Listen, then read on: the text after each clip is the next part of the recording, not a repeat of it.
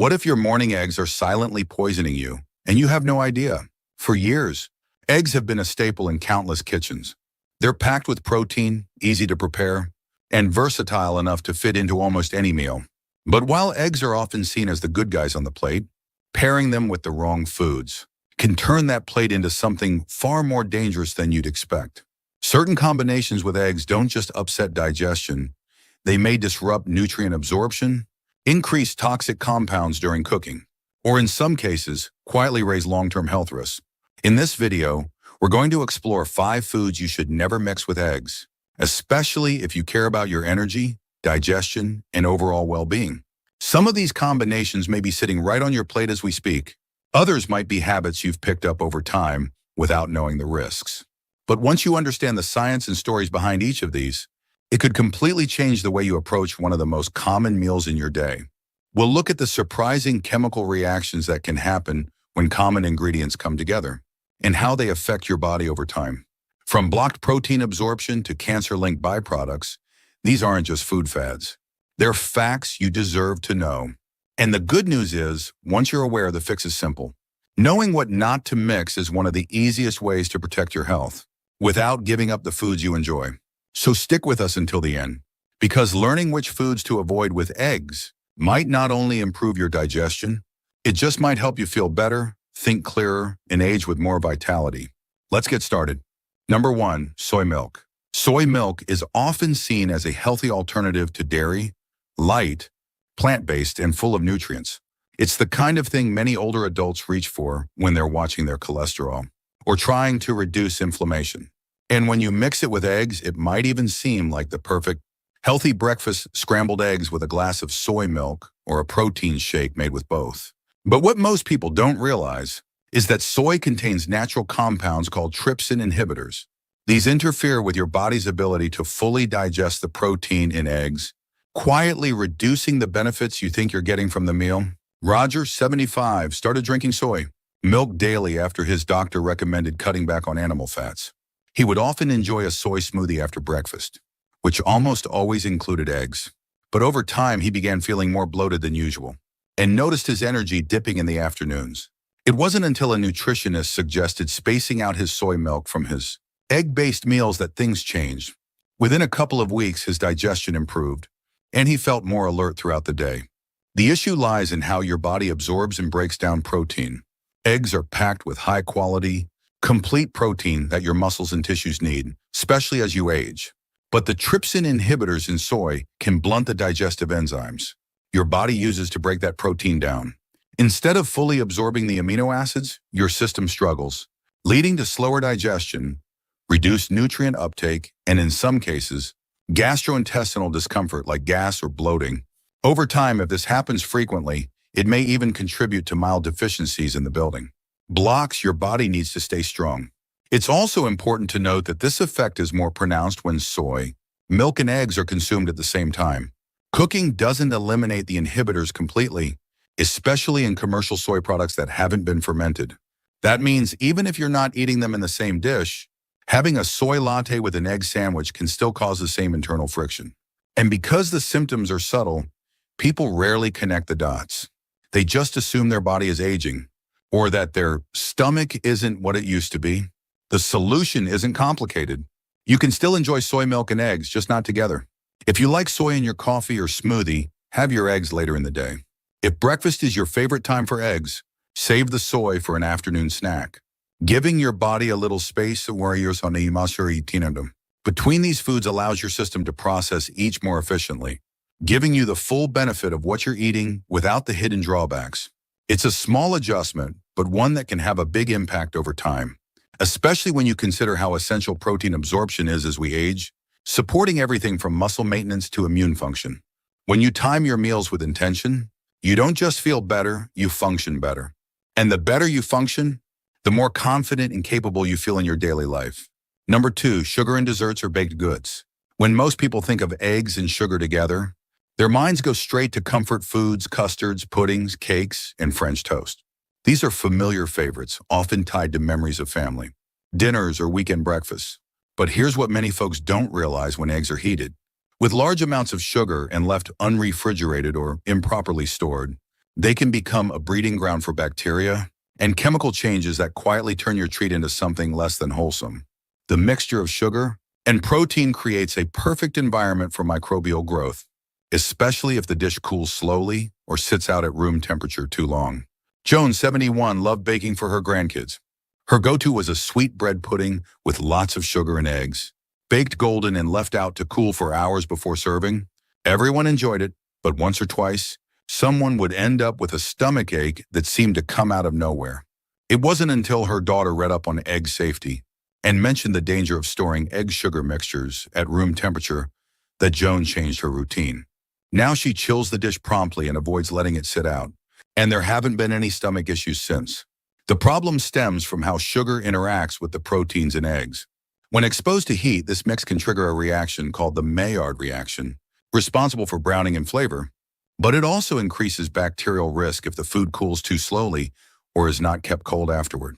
Custards and cream-based desserts are especially prone to this, and the risk is higher if you're using fresh eggs or preparing food in large batches that stay warm for long periods. It's not just about food poisoning either. Some studies have shown that the prolonged combination of sugar and heated proteins can lead to the creation of advanced glycation end products, compounds that have been linked to inflammation, insulin resistance, and even cell aging over time. These effects build slowly, often without symptoms, until they quietly impact how your body processes energy, maintains tissue health, and regulates sugar levels. Of course, that doesn't mean you need to swear off every dessert. It means paying attention to how you prepare and store them. If you're making something sweet with eggs, cool it quickly and store it in the fridge. Don't leave egg-based desserts out for hours at a gathering. And if you reheat them, make sure they reach a safe temperature throughout, not just on the surface. These small steps can go a long way toward keeping your treats enjoyable and safe. Being mindful of how sugar and eggs interact isn't about fear. It's about respect for your health, your body, and the food you create.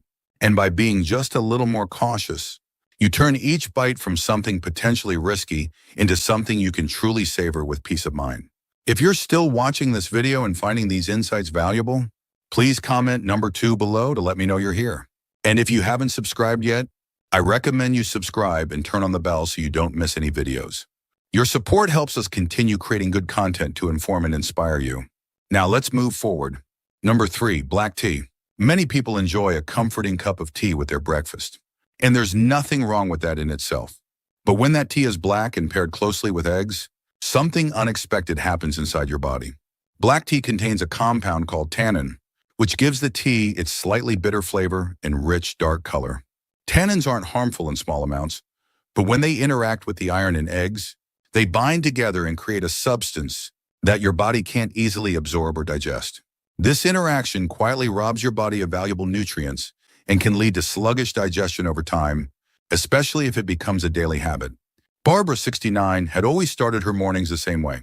A boiled egg or two and a steaming mug of strong black tea. She found it calming, almost ritualistic, but she started feeling more tired during the day, even though her meals hadn't changed. After a friend mentioned that certain foods might be blocking iron absorption, she looked deeper. Once she switched to having her tea, an hour after eating, her energy levels noticeably improved. It was a simple change, but one that made a lasting difference. Eggs contain a decent amount of iron, particularly in the yolks. This iron is essential for oxygen transport in your blood and helps keep your brain sharp and your body energized. But tannins from black tea latch onto that iron before your body can absorb it. Instead of getting the nutrients you think you're consuming, they pass through your system unused. Over time, this can contribute to low energy, brittle nails, pale skin, or even mild anemia, especially in seniors whose iron levels are already more fragile. The effect isn't just limited to iron. Tannins also interfere with how your body handles proteins and certain enzymes, which can make your stomach feel heavy or bloated after a meal. That's why some people feel oddly full or slightly uncomfortable after what seems like a light breakfast. It's not necessarily the eggs or the tea, it's the combination of the two and the timing of when they're consumed. The fix is easy, simply enjoy your tea at a different time. If you like your eggs in the morning, wait 30 to 60 minutes before sipping that cup of black tea. Or if tea is how you prefer to start the day, consider having it first, then waiting a bit before sitting down to eat. This small buffer allows your body to process each part of your meal more efficiently, giving you all the nutrition without the interference. There's something empowering about learning how even your simplest choices, like when you drink your tea, can affect your overall well-being. These aren't drastic changes. They're thoughtful ones. And when you put that kind of care into your everyday habits, your body rewards you with energy, comfort, and clarity you can feel throughout the day. Because aging well isn't just about what you eat, it's also about how you pair and time the foods that fuel you. Number 4, processed meats like bacon and sausage. It's a classic breakfast pairing that most of us grew up with. Eggs sizzling next to a few strips of bacon or a slice of sausage. The aroma alone can bring back warm memories of weekend mornings or cozy diners. But this beloved combination hides a problem that few people talk about when eggs are cooked alongside nitrate-rich. Processed meats, they can form harmful compounds called nitrosamines. These compounds have been studied for their potential link to increased cancer risk, particularly in the digestive tract, and the reaction intensifies when both foods are heated at high temperatures, like in a frying pan. Frank, 77, always made himself a hearty breakfast. For decades, he fried eggs with bacon or sausage, thinking it was a protein-packed way to start the day. But after a routine checkup showed elevated inflammation markers, and his doctor mentioned some dietary adjustments, Frank decided to research more carefully. What he found surprised him. It wasn't the eggs, and it wasn't even just the bacon. It was the chemistry between the two during cooking. He made a few changes, switching to turkey sausage without nitrates and baking his eggs instead of frying, and within weeks, he felt lighter, and his lab results showed meaningful improvement. Nitrites and nitrates are often added to processed meats to preserve color and flavor, and while they're generally considered safe in small amounts, the real concern comes when they interact with the amino acids in eggs during cooking. The high heat transforms those compounds into nitrosamines, chemical byproducts that your body finds difficult to break down. These substances aren't just theoretical threats. Studies have observed their potential link to colon and stomach cancers, especially when consumed regularly over time. For older adults with slower digestion or a long history of processed meat consumption, the risk adds up quietly. The issue isn't just about the meat or the eggs on their own, it's about how they're prepared together. Frying, grilling, or searing these ingredients at high heat makes the reaction more likely. And while the occasional diner breakfast isn't going to harm you, having this combo as a daily staple can slowly contribute to health challenges that don't appear until later. It's also worth noting that many people don't just cook eggs and bacon together. They use the same pan, the same oil, and sometimes even scrape up the brown bits for extra flavor, unknowingly concentrating those very compounds. That doesn't mean you have to give up your favorite breakfast traditions. It just means making smarter swaps and using gentler cooking methods. Choose nitrate-free meats, cook at lower temperatures, or bake your eggs instead of frying them. Even better, pair your eggs with fiber-rich vegetables or whole grains to help buffer your body against harmful byproducts. These small decisions, repeated over time, become a quiet form of self-protection, preserving your energy, your digestion, and your long-term well-being. And perhaps most importantly, it's about knowing that you're still in control. Aging doesn't mean giving up the foods you love. It means learning how to enjoy them in ways that serve your health, not silently work against it. Every change you make is a step toward feeling better in your body, your choices, and your life. If you're still watching this video and finding these insights valuable, please comment number 4 below to let me know you're here. And if you haven't subscribed yet, I recommend you subscribe and turn on the bell so you don't miss any videos. Your support helps us continue creating good content to inform and inspire you. Now let's move forward. Number 5, salty processed cheese. There's something about eggs and cheese that just feels comforting. Whether it's a fluffy omelet with melted cheddar or a breakfast sandwich stacked with a slice of American cheese, it's a combination that's made its way into kitchens and cafes everywhere. But when that cheese is heavily processed and high in sodium, pairing it with eggs can quietly push your salt intake far beyond what your body needs, especially if you're eating this kind of meal on a regular basis. And for older adults, that excess sodium can quickly become a silent strain on your heart, kidneys, and blood pressure. Gloria, 76, used to have the same breakfast every day, 2 scrambled eggs with a slice of processed cheese melted on top. It tasted great and felt filling, but at her last checkup, her doctor expressed concern about rising blood pressure. She hadn't added table salt, so she didn't think her meals were the issue. But after reading labels more carefully, she realized that her processed cheese slices contained more sodium than she expected. and when combined with eggs, it pushed her over her daily limit before lunch. She switched to a low-sodium feta and started adding herbs for flavor. And not only did her numbers improve, but she also felt less bloated throughout the day. The concern isn't just the salt in the cheese itself, it's how easy it is to overlook. Eggs are naturally low in sodium, which makes people think of them as a safe choice. But when you melt processed cheese over them, especially the kind that comes individually wrapped or in blocks with preservatives, you're introducing a surge of salt, preservatives, and emulsifiers that can silently affect how your body manages water and pressure. And because the meal feels light, people often pair it with other salty sides, like toast with butter or deli meats, without realizing how much it's all adding up.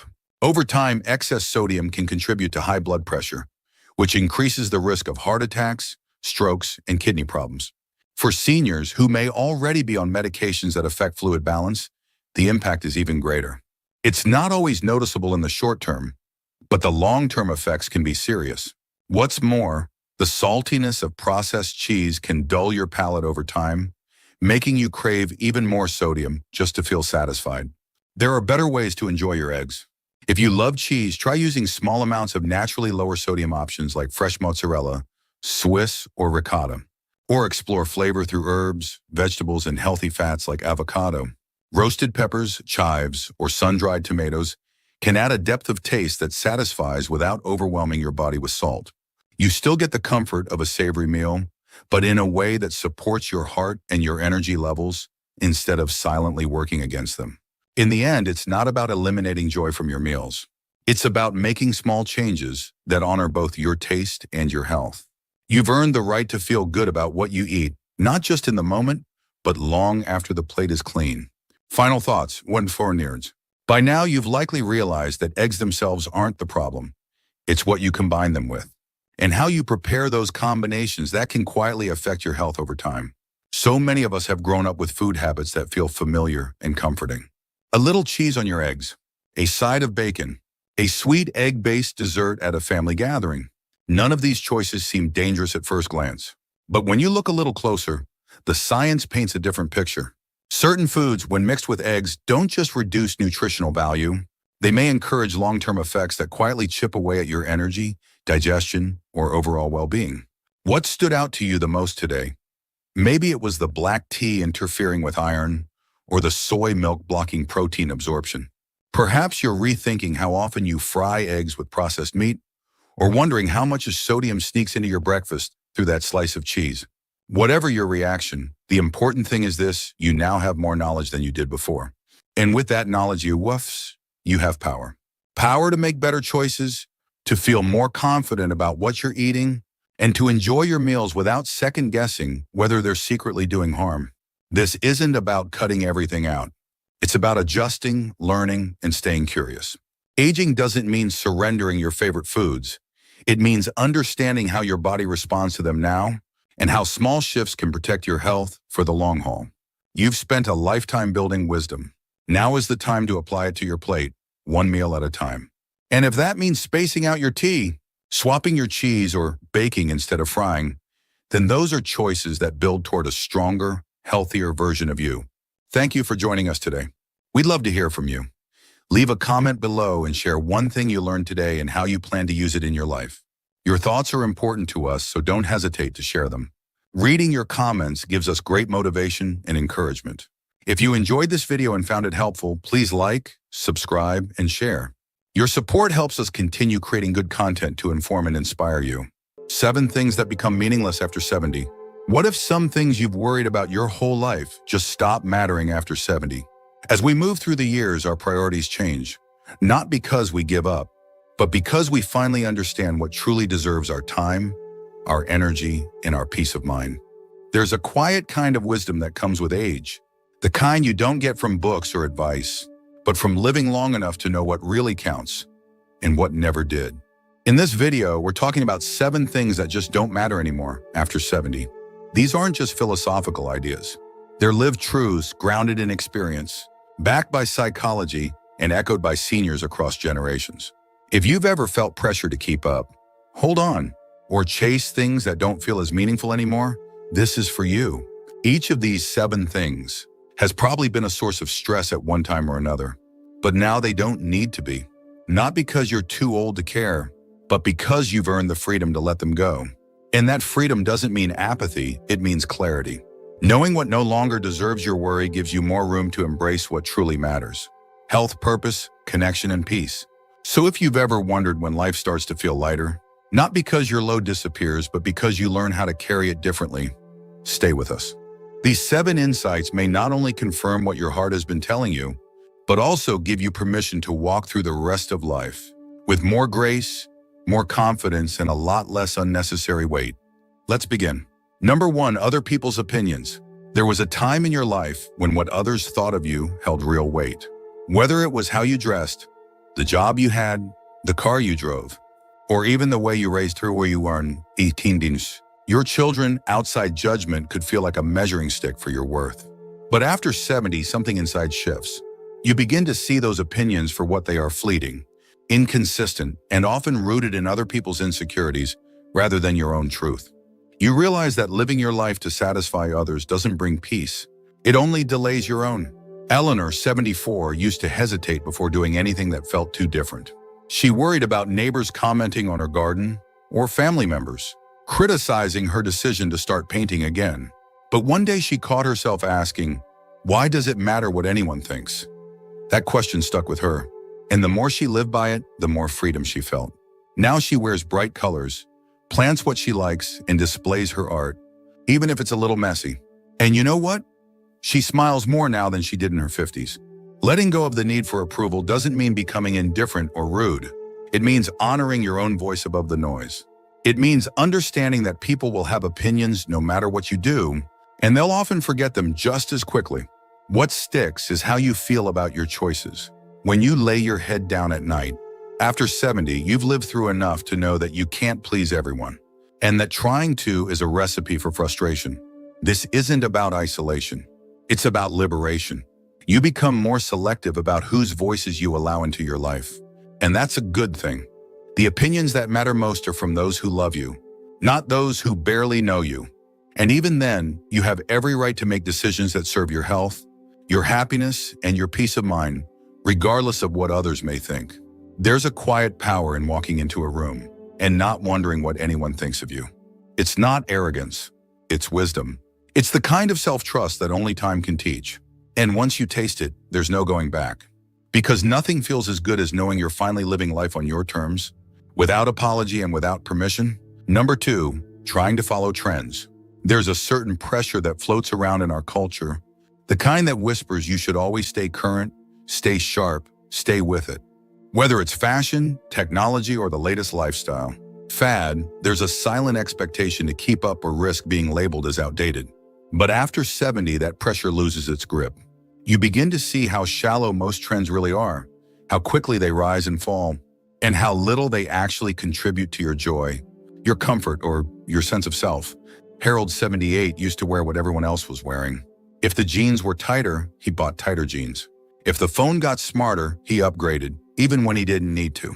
But it wasn't until he bought a pair of soft corduroys that fit just right and went back to reading paper books, because he liked the smell and feel of them, that he realized he didn't care about being trendy.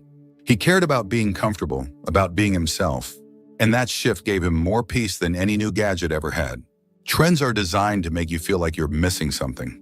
They sell urgency, an illusion that if you don't act now, you'll be left behind. But once you cross a certain line in life, you see clearly that the only thing worth chasing is what actually serves you. If a style flatters you, wear it. If a new tool makes your life easier, use it. But never feel obligated to change just because someone else says it's the new thing. There's dignity in choosing timelessness over trendiness. There's strength in honoring your own rhythm. At this stage, you've seen enough styles return full circle to know that what's in today was out yesterday and might be back again next year. That's not a game you need to play anymore. You've already won the one that matters, knowing who you are and what makes you feel good in your own skin. So wear the shoes that support your feet. Listen to the music that soothes your soul. Decorate your space with what brings you peace, not what's popular. Because real confidence isn't about being on trend. It's about being unapologetically at home in your life. If you're still watching this video and finding these insights valuable, Please comment number 2 below to let me know you're here. And if you haven't subscribed yet, I recommend you subscribe and turn on the bell so you don't miss any videos. Your support helps us continue creating good content to inform and inspire you. Now let's move forward. Number 3, regretting the past. We all carry a few moments we wish we could rewrite, a missed opportunity, a harsh word spoken, a decision we might have handled differently. Regret is one of those quiet companions that tends to follow us through the years. But after 70, something softens. You start to see your past not as a list of mistakes, but as a roadmap that led you exactly where you needed to be. And the more you reflect, the more you realize that everything you've lived, both the joy and the sorrow, has shaped your depth, your strength, and your wisdom. Walter, 81, spent years replaying a decision he made in his early 40s. He turned down a job that would have paid more because it meant relocating. And for decades, he wondered if that was the wrong move. But now, sitting in the same home, where he raised his kids and watched his grandkids grow, he understands something deeper. That choice, while uncertain at the time, gave him stability, presence, and a life filled with relationships that still matter. In hindsight, what once felt like a regret now feels like a blessing in disguise. Regret loses power when you meet it with compassion. At 70 and beyond, you've earned the right to stop judging your younger self. That version of you was doing the best they could with the knowledge, resources, and emotional capacity they had at the time. And just like you wouldn't scold a child for not knowing algebra, you can learn to stop scolding your past self for the things you didn't know then. There's freedom in saying, that happened. I learned from it. I'm still here. It doesn't mean you forget. It means you integrate. You take the lesson, the growth, the scar, and you let it inform your choices now, not punish you. Because the truth is, regret can only live in the past, and your life continues to unfold in the present. Every morning you wake up is another page that hasn't been written yet. Instead of wondering what could have been, you begin to focus on what still can be. And that shift from regret to resolve is one of the greatest gifts aging gives us. You no longer carry the past like a burden. You carry it like a lantern, lighting your way with hard-earned clarity. Number 4, comparing yourself to others. At some point in life, we all measure ourselves against someone else. It might start in school, who has better grades, better clothes, more friends, and it often follows us through adulthood, who has the bigger house, the longer marriage, the more successful children. But after 70, the urge to compare begins to lose its grip. You start to see that every person walks a path filled with hidden struggles and silent victories, and that no two lives are ever really alike. Not in journey, not in timing, and not in meaning. Lois, 75, used to scroll through social media and feel small. Pictures of old friends on vacations, celebrating anniversaries, holding grandbabies, all made her feel like she had missed something. But then one afternoon, she took a walk through her garden and realized she was comparing highlight reels to her own quiet, meaningful life. She had health, freedom, and a few dear friends she could call at any time. That moment changed how she viewed her story, not as lacking, but as uniquely hers. Comparison is a thief. It doesn't just take your joy, it steals your focus. When you're busy looking sideways, you forget to look inward and forward. And while someone else's life may look shinier or easier from the outside, you never truly know what they're carrying. The truth is, no one gets through life without hardship, loss, or regret. Not even the ones who seem to have it all together. After 70, you begin to realize that success isn't about reaching the same milestones as everyone else. It's about peace. It's about the relationships that nourish you, the passions that still light you up, and the quiet moments that remind you how far you've come. You've lived through enough seasons to know that comparison is almost always based on incomplete information, and that the most powerful metric is not how your life looks, but how it feels. So let others live their stories while you continue writing your own. Let their wins inspire you without diminishing your own journey. You don't have to match anyone.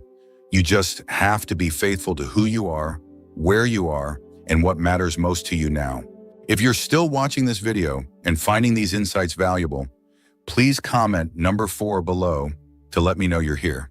And if you haven't subscribed yet, I recommend you subscribe and turn on the bell so you don't miss any videos.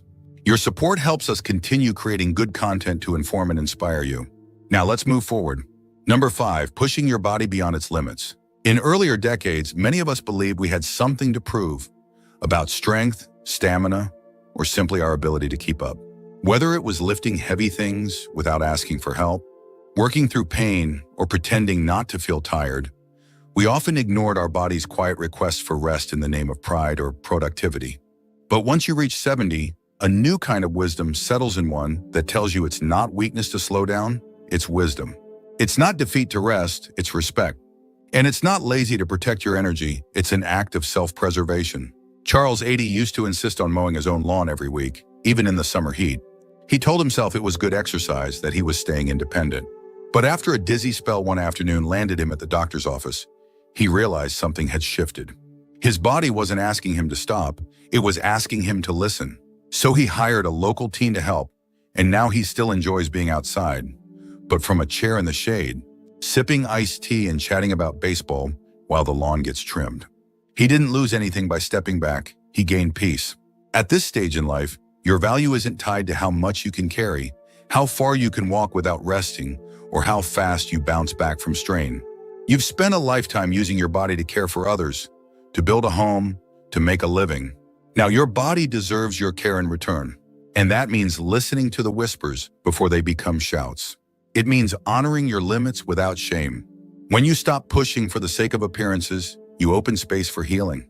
You start to notice the subtle cues your body gives you, and you respond with kindness instead of judgment. You learn to stretch gently, to walk at your own pace, to take naps when needed, and to ask for help without embarrassment. There is strength in knowing when to act and when to pause. Rest isn't quitting. It's a form of participation in your own longevity. And pacing yourself is not about doing less, it's about doing what matters most, with presence and clarity. You don't need to prove anything to anyone anymore, not even to yourself. You've already done more than enough. And now you have the right to move through life with ease, grace, and a full heart. Number 6, holding on to grudges. There's something heavy about resentment, even when it's buried deep. It lingers quietly, coloring your thoughts, draining your energy, and keeping parts of your heart closed off. In younger years, holding a grudge can feel like a form of protection.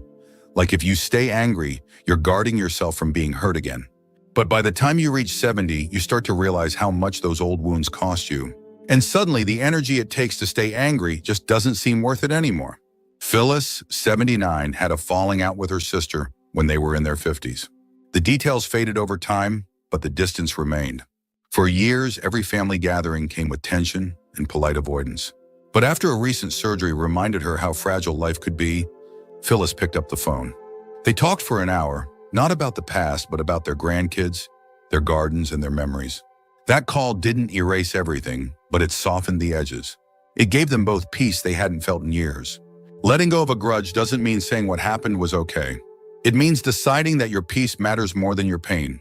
It means recognizing that forgiveness isn't always for the other person, it's for you.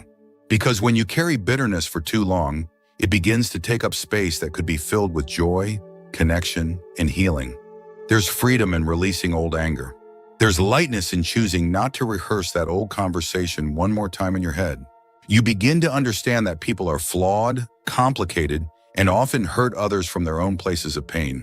And while that doesn't excuse the harm, it explains it.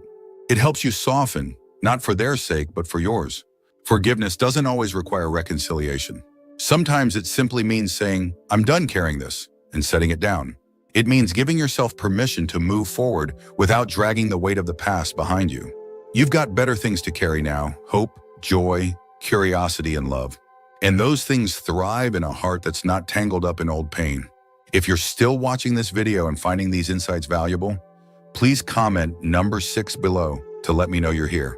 And if you haven't subscribed yet, I recommend you subscribe and turn on the bell so you don't miss any videos. Your support helps us continue creating good content to inform and inspire you. Now let's move forward. Number 7, rushing to meet someone else's timeline. All throughout life, we're told there's a schedule we're supposed to follow. Graduate by this age, settle down by that age, retire at this point, find love by that point.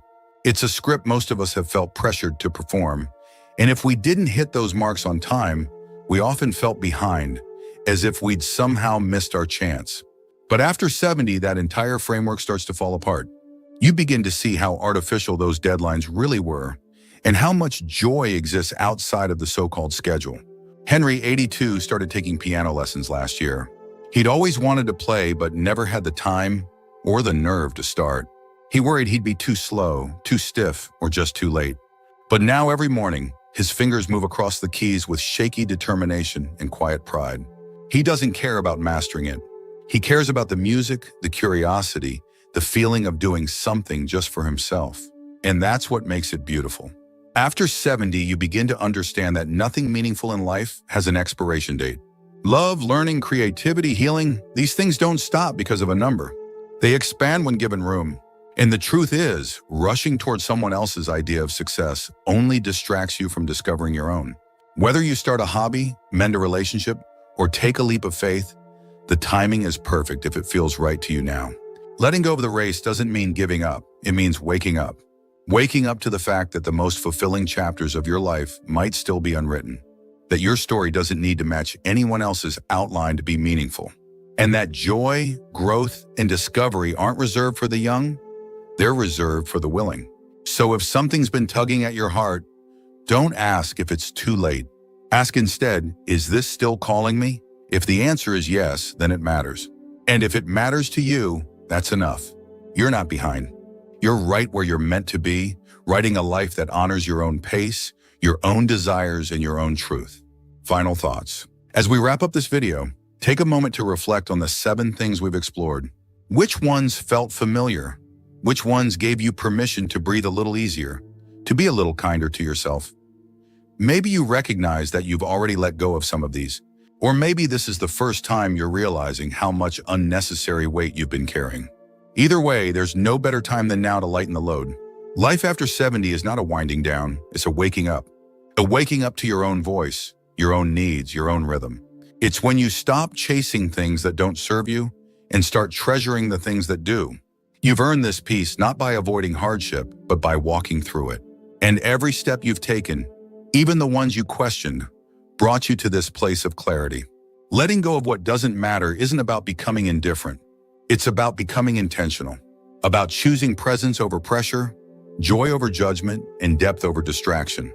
And the more you embrace that, the more room you make for connection, purpose, and meaning in the years ahead. So as you move forward, remember, you don't need to keep up. You don't need to look back. You only need to be here, fully present, fully yourself, and fully open to what still awaits. Because what doesn't matter anymore has cleared the way for what truly does. Thank you for joining us today. We'd love to hear from you. Leave a comment below and share one thing you learned today and how you plan to use it in your life. Your thoughts are important to us, so don't hesitate to share them. Reading your comments gives us great motivation and encouragement. If you enjoyed this video and found it helpful, please like, subscribe, and share. Your support helps us continue creating good content to inform and inspire you. Have you ever sacrificed something important for peace with someone, only to regret it? As we get older, we often become more generous with our time, our energy, even our money, especially when it comes to family, friends, or people we care about. But here's the truth after 65. There are certain things you should never sacrifice for anyone. And holding on to them isn't selfish, it's survival. In this video, we're diving into 6 things you should fiercely protect, no matter who asks or how gently they ask. These are boundaries that protect your health, your dignity, and your well-being. And if you've ever felt guilty about saying no, or wondered whether your needs still matter, they do. In fact, they matter more now than ever. Stay tuned until the end, because the last point we'll cover isn't just important, it might completely change the way you view your relationships and your responsibilities. And it could be the reason you finally feel at peace with saying, "That's not okay with me." This isn't about turning your back on others. It's about turning toward yourself with the same kindness you've spent your whole life giving to everyone else. Let's get started. Number 1, your health and physical well-being. There's a quiet bravery in putting your health first, especially when you spend a lifetime putting others before yourself. After 65, your body becomes your most honest companion. It tells you when it's tired, when it needs movement, when it craves rest, and when something just isn't right. And yet, too many older adults push past those signals in the name of helping someone else, accommodating requests, or simply not wanting to seem selfish. But here's what's true: if your health declines, everything else around you does too. Harold, 78, used to babysit his great-grandchildren twice a week. It brought him joy, but it also exhausted him. He didn't want to disappoint his daughter, so he said yes, even when his back hurt, even when he wasn't sleeping well, even when his energy started to dwindle. Eventually, it caught up to him in the form of a small fall, and that was his wake-up call. He realized that being kind didn't mean ignoring himself. So now he helps, but only when he feels strong, rested, and able. And the beautiful part? His family still loves him, and they understand. Because when you communicate your limits with honesty, people who care about you will listen. There is nothing noble about wearing yourself down to prove your love or loyalty. In fact, there's something much more powerful about saying, I want to be there for you, but I also need to be there for myself. Your medical appointments matter. Your quiet mornings matter. Your choice to walk instead of drive or nap instead of push through is not weakness. It's wisdom. It's the earned right to treat your body like something sacred. You're not letting anyone down by protecting your health. You're showing them what it means to value life. And sometimes the most loving thing you can do is model self-care to the people who are watching. When they see you taking care of yourself, they learn how to do the same. Your well-being sets the tone for everything else. Don't trade it for convenience. Don't give it away for guilt. It's yours. Keep it. Guard it. Honor it. Number 2, your personal boundaries. There comes a point in life when you realize that your time, your energy, and your presence are no longer things to be handed out freely. They are gifts.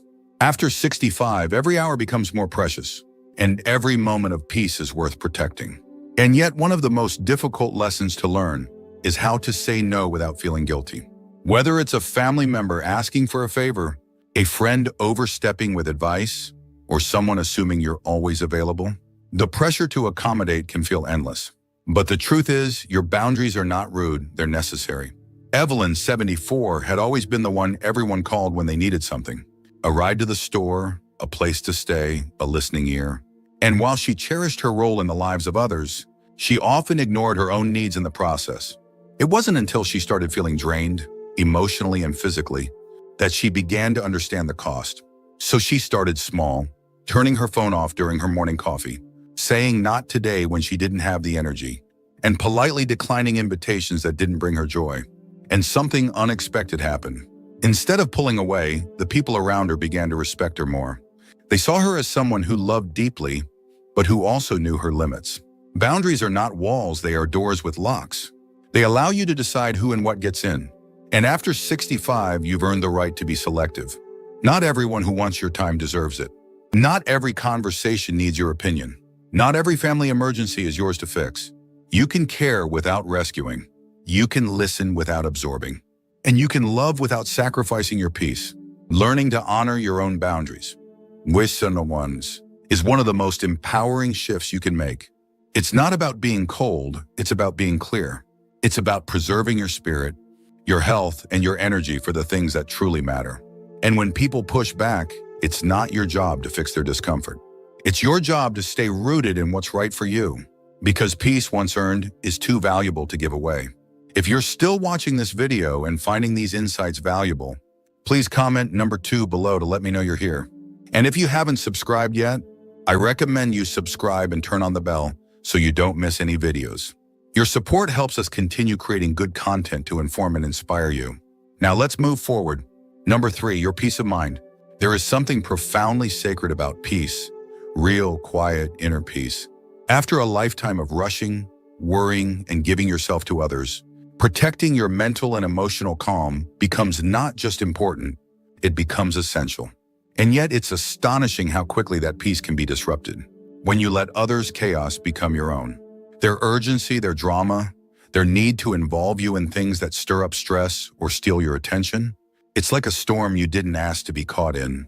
But at 65 and beyond, you get to step out of the storm and choose calm instead. Roger, 81, had always been the mediator in his family. Every argument, every tension, every sibling disagreement, he stepped in, hoping to smooth it over. But over time, he began to notice how drained he felt afterward. The emotional toll wasn't worth it, so he made a quiet decision to stay available, but not entangled. Now, when he gets those phone calls, he listens with care, but he doesn't jump in. He offers perspective, not solutions. He keeps his peace, and in doing so, he models it for others. You don't have to attend every argument you're invited to. You don't have to explain your choices to people who are committed to misunderstanding them. And you don't have to absorb the moods, fears, or projections of others just because you're nearby. Peace of mind is your resting place, your anchor, your home. And protecting it may mean walking away from conversations, turning off the news, declining invitations, or simply giving yourself permission to do nothing. There is strength in stillness. There is clarity in silence. And when you prioritize your peace, everything else becomes easier to manage.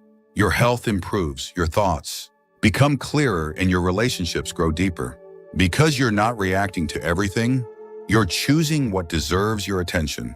And the older you get, the more valuable that choice becomes. After all these years, you've earned the right to a mind that rests, a heart that's unburdened, and a life that feels gentle. That kind of peace isn't selfish. It's wise. It's powerful. And most importantly, it's yours to protect. Number 4, your financial security. Money may not buy happiness, but after 65, it certainly buys freedom. Freedom to say no, to live comfortably, to get the care you need, and to enjoy the life you've worked hard to build. Yet for many older adults, there's an unspoken pressure to give financially, especially to loved ones. Maybe a child is struggling. Maybe a grandchild needs help with college. Maybe someone hints that you don't need it anyway. But your savings, your pension, your nest egg, those aren't extra. They are your shield, your safety, your future. Marilyn, 76, had always been generous with her children. Birthdays, holidays, even rent payments and emergencies. She never hesitated. But as time went on, she began dipping into her retirement funds more often. One day, she realized she was starting to worry about her own bills, her own health costs, her own needs. That worry was new, and it felt like a warning. So she sat down, reviewed her finances, and made changes. She didn't stop giving altogether. She just started giving within her means. And most importantly, she stopped giving out of guilt. Your financial well-being is not a community fund. It's not a reward to be shared based on who asks the loudest. It's the result of years, decades of hard work, sacrifices, and smart decisions. And now, it's what allows you to sleep at night, to pay for what matters, and to say yes to experiences you might have once postponed. Giving is beautiful, but giving at the cost of your own security? That's a price too high to pay. It's okay to say, I can't help with that right now. It's okay to say, I need to make sure I'm taken care of first. And it's absolutely okay to protect what you've built, even if it disappoints someone else. Because no one else is going to pay for your medication, your housing, your peace of mind. That's your job now, and it's one worth doing with care and confidence. If you're still watching this video and finding these insights valuable, please comment number 4 below to let me know you're here. And if you haven't subscribed yet, I recommend you subscribe and turn on the bell so you don't miss any videos. Your support helps us continue creating good content to inform and inspire you. Now let's move forward. Number 5, your self-respect and dignity. There's a quiet kind of power that comes with age.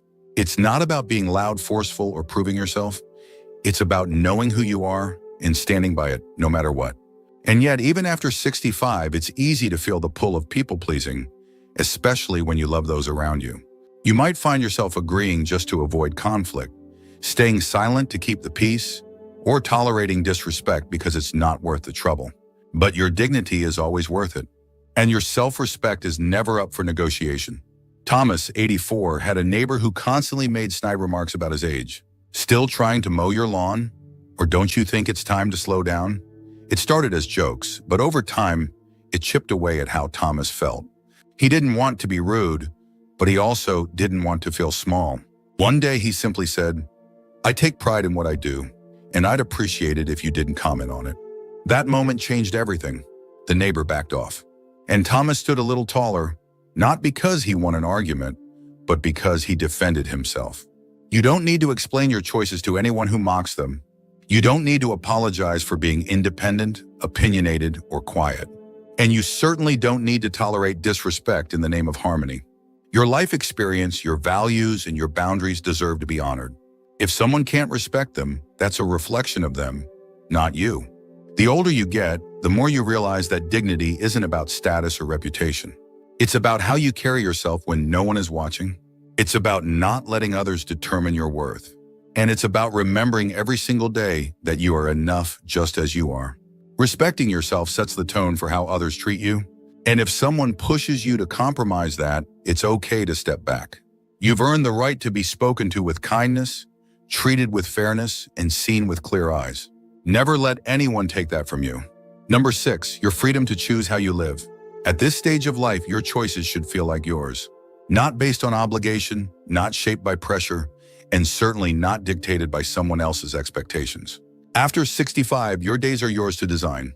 Whether that means sleeping in or waking early, spending time with people or embracing solitude, moving to a new town or staying exactly where you are, your preferences matter. Your desires are valid. And your freedom to choose how you live each day is one of the most valuable things you own. Joanne, 79, had always dreamed of living near the coast, but she stayed in the city for years, close to her children, close to routines, close to what felt familiar. Then one day, after a particularly long winter, in a conversation that left her feeling invisible, she asked herself a question she hadn't dared to ask in decades. What do I want? That question led her to pack up and move to a quiet beach town 2 hours away. Now she spends her mornings walking along the shore, reading in the sun and chatting with neighbors she chose. And the best part, her family still visits, but now they come to her, on her terms, in her space, in a life she chose. You don't need to justify your preferences. You don't need to wait for permission. Whether you want to travel, simplify your space, stop attending events you no longer enjoy, or try something completely new, it's your right. You've lived enough years being everything to everyone. Now it's your turn to be true to yourself. And if someone challenges your choices or tries to guilt you into changing them, remember this: loving someone doesn't mean living for them. You can love fully without sacrificing your freedom. In fact, when you live honestly, when you wake up and do what feels right for you, you become more present, more joyful, more alive. And that presence is the greatest gift you can offer. You are not here to be managed. You are not here to be molded. You are here to live freely, boldly, and authentically. That freedom is not a luxury. It's a birthright, and it's never too late to claim it. If you're still watching this video and finding these insights valuable, please comment number 6 below to let me know you're here. And if you haven't subscribed yet, I recommend you subscribe and turn on the bell so you don't miss any videos. Your support helps us continue creating good content to inform and inspire you. Now let's move forward. Final thoughts. As we wrap up this video, I want you to take a quiet moment and think about everything we've just covered. Which of these 6 things have you found yourself letting go of, maybe without even realizing it? Which ones made you pause and think, that's something I need to protect better? These aren't just concepts, they're lifelines.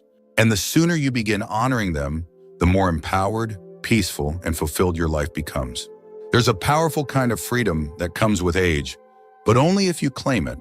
That freedom allows you to say no without guilt, to rest without apologizing, to give without depleting yourself, and to live in alignment with your own truth, not someone else's expectations. That kind of life doesn't just happen. It's built day by day, choice by choice, boundary by boundary. The beauty of being over 65 is that you no longer need to chase validation. You've already proven yourself in more ways than anyone can count. Now your only job is to honor the life you've built, protect the things that matter most, and live with the kind of wisdom that only time can teach. And if anyone questions your decisions, remember you're not living their life. You're living yours. Thank you for joining us today. We'd love to hear from you. Leave a comment below and share one thing you learned today and how you plan to use it in your life. Your thoughts are important to us, so don't hesitate to share them. Reading your comments gives us great motivation and encouragement. If you enjoyed this video and found it helpful, please like, subscribe, and share. Your support helps us continue creating good content to inform and inspire you. Thanks for watching, and we look forward to seeing you in the next video.